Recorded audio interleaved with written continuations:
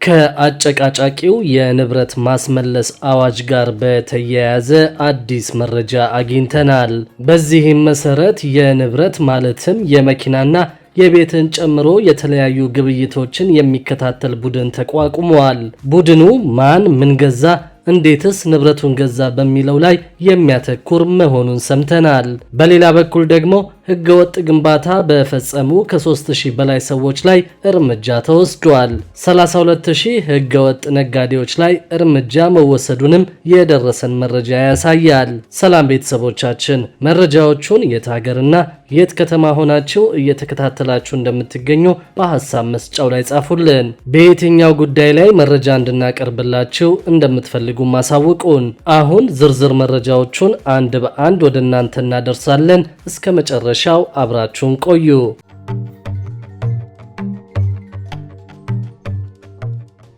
ከአጨቃጫቂው የንብረት ማስመለስ አዋጅ ጋር በተያያዘ አዲስ መረጃ አግኝተናል። በተለይም የዲያስፖራው ማህበረሰብ በኢትዮጵያ ያደረጋቸውንና ወደፊት የሚያደርጋቸውን ግብይቶችና የንግድ እንቅስቃሴዎችን የሚከታተል ቡድን ተቋቁመዋል። የንብረት ማስመለስ አዋጅ መጽደቁን ተከትሎ በዲያስፖራው ማህበረሰብ ላይ በማተኮር አተገባበሩን የሚመራና የሚያስፈጽም ቡድን መቋቋሙን የደረሰን መረጃ ይጠቁማል። ቡድኑ ማን ምን ገዛ እንዴትስ ንብረቱን ገዛ በሚለው ላይ የሚያተኩር ነው ተብሏል። ይህም ዲያስፖራው በሀገር ቤት ንብረት ለማፍራት የሚያደርገው እንቅስቃሴ ላይ እንቅፋት እንደሚፈጥር ተገልጿል። አዲስ የተቋቋመው ቡድን ውጭ ሀገር ሆነው ቤትና ሌላም ንብረት የሚገዙ ዲያስፖራዎችን እንቅስቃሴ በጥልቀት የሚከታተል መሆኑ ተነግሯል። ከዚሁ ጋር በተያያዘ በአዲሱ የንብረት ማስመለስ አዋጅ አንድ ሰው ያለው ንብረትና ቀደም ሲል የነበረው ገቢ ካልተመጣጠነ ወደ ፍርድ ቤት ከማምራቱ በፊት በቅድመ ክስ ስርዓት እንደሚጠየቅ ፍትህ ሚኒስቴር አስታውቋል።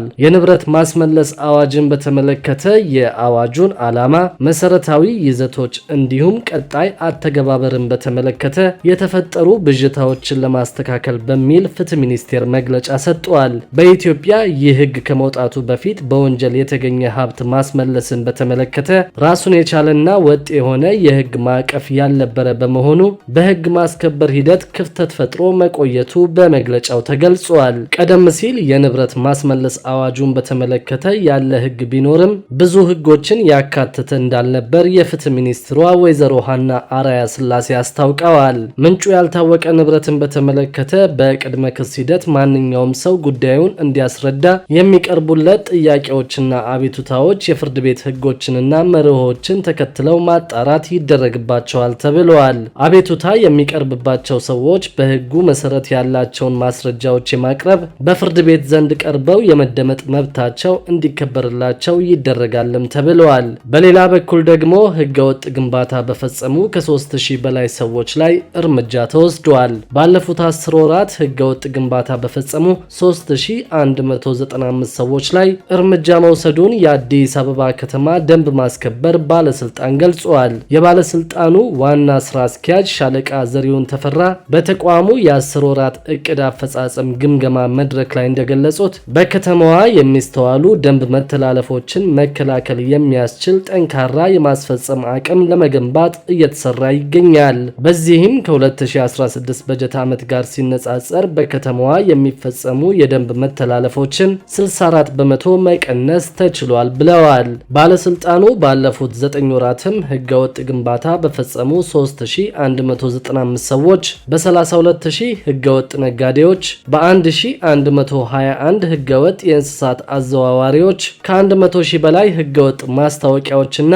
በተለያዩ አዋኪ ድርጊቶች የተሳተፉ ከ4000 በላይ ተግባራት ላይ እርምጃ መወሰዱንም አመላክተዋል። ተቋሙ በሁሉም መስክ የማስፈጸም አቅሙን ለማሳደግ እየሰራ ነው ያሉት ዋና ስራ አስኪያጁ በዚህም ህገወጥ የጎዳና ላይ ንግድን የመቀነስ፣ ህገወጥ የመሬት ወረራና ግንባታ ተግባራትን የመከላከል ስራ ተሰርቷል። የሰው ኃይሉን አቅም ለማሳደግም ከ2000 በላይ ወጣቶችን በመመልመል እየሰለጠኑ መሆኑንም ተጠቁመዋል። ደንብ መተላለፍን ለመከላከል ማህበረሰብ ማህበረሰቡን ጨምሮ የሁሉም ባለድርሻ አካላት ተሳትፎ እንደሚያስፈልግ ዋና ስራ አስኪያጁ ጨምረው ገልጸዋል። በአዲስ አበባ ከተማ ደንብ ማስከበር ባለስልጣን የእቅድና የበጀት ዳይሬክተር ኮሎኔል አድማሱ ተክሌ በበኩላቸው ባለስልጣኑ በሰራቸው ስራዎች የወንዝ ዳርቻዎች ጽዱ እንዲሆኑ እያደረገ መሆኑን ገልጸዋል። ባለስልጣኑ የደንብ መተላለፍ ቅድመ መከላከል ስራ መተላለፎች ሲስተዋሉም ቅጣት የማስተላለፍ እርምጃ እንደሚወስድ ጠቁመው ባለፉት 10 ወራት ከደንብ መተላለፍ ቅጣት 361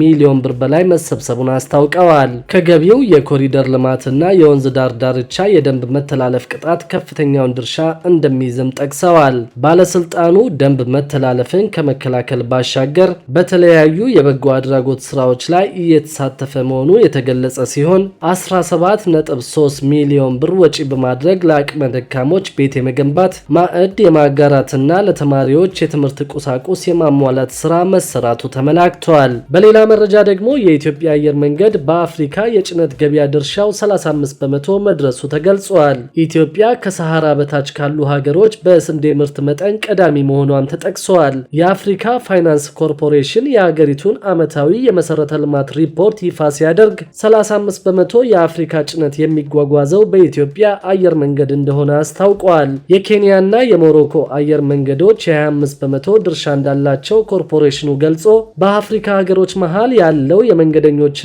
የጭነት ትራንስፖርት ዝቅተኛ መሆኑን ጠቁመዋል። በተለይ በምዕራብ አፍሪካ የአውሮፓ ሀገሮች አየር መንገዶች የበላይነት መያዛቸውን ሳይጠቅስም አላለፈም። ኢትዮጵያና ኬንያ አየር መንገዶቻቸውን ተጠቅመው የወጪ ንግዳቸውን እያሳደጉ ነው የሚለው የአፍሪካ ፋይናንስ ኮርፖሬሽን ሪፖርት ሌሎች የአፍሪካ ሀገሮች ይህንን እንዲከተሉም ጥሪ አቅርበዋል። የኢትዮጵያ አየር መንገድ ዓመታዊ የጭነት የማጓጓዝ አቅሙ በፈረንጆቹ በ2016 ከነበረበት 266,000 ቶን በ2023 ወደ 715,000 ቶን ከፍ ማድረጉ ተገልጿል። አየር መንገዱ 60 ዓለም አቀፍ ጭነት መዳረሻዎች እንዳሉት ከነዚህ ውስጥ ግማሹ በአፍሪካ ውስጥ መሆናቸውን የአፍሪካ ፋይናንስ ኮርፖሬሽን ጠቅሷል። 16 የጭነት ማጓጓዣ አውሮፕላኖች አሉት የተባለው የኢትዮጵያ አየር መንገድ በፈረንጆቹ 2035 የአውሮፕላኖቹን ቁጥር ወደ 37 ከፍ የማድረግ እቅድ እንዳለው በሪፖርቱ ተመላክቷል።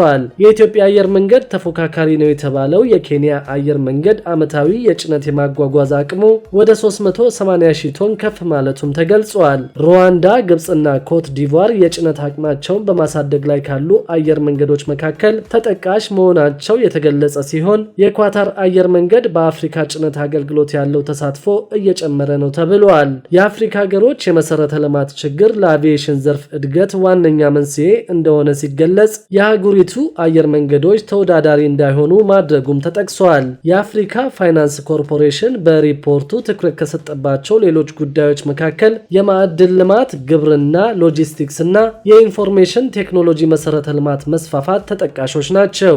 ኢትዮጵያ ከሰሃራ በታች ካሉ ሀገሮች በስንዴ ምርት መጠን ቀዳሚ መሆኗን በዚሁ አህጉራዊ ተቋም ሪፖርት ተጠቅሷል። በኢትዮጵያ በስንዴ ዘር የተሸፈነ የመሬት መጠን በፈረንጆቹ 2018 ከነበረበት 5000 ሄክታር በ2023 ደግሞ ከ650,000 ሄክታር ማለፉም ተገልጿል። የአፈር ማዳበሪያን በማምረት ሞሮኮ፣ ግብጽ፣ ናይጄሪያ እና ደቡብ አፍሪካ ትልቅ አቅም ቢኖራቸውም ከአፍሪካ ውጭ ላሉ ሀገሮች እየሸጡ ነው ተብሏል። በአንጻሩ ኢትዮጵያ፣ ኤርትራ፣ ሞሮኮና ዲሞክራቲክ ሪፐብሊክ ኮንጎ የአፈር ማዳበሪያ ለማምረት ግብዓት የሆነው የፖታሽ ማዕድን ቢኖራቸውም ሀብታቸውን እየተጠቀሙ እንዳልሆነ በሪፖርቱ ተገልጿል።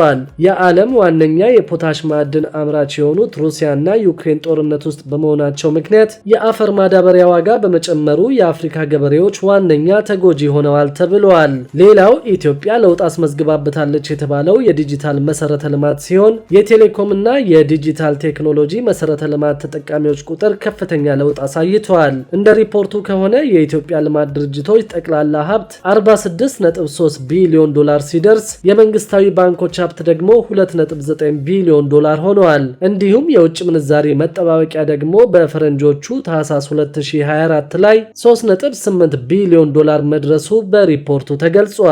ክቡራትና ክቡራን የአዲስ ቢዝነስ የዩቲዩብ ቻናል ተከታታዮቻችን ይህንን ቻናል ሰብስክራይብ ሳታደርጉ የምትከታተሉን ከሆነ ቢዝነስና ሌሎች ተያያዥ ጉዳዮችን በተመለከተ አዳዲስ መረጃዎችን ለማግኘት የዩቲዩብ ቻናሉን ሰብስክራይብ በማድረግ ቤተሰብ እንድትሆኑን በትህትና እንጠይቃለን።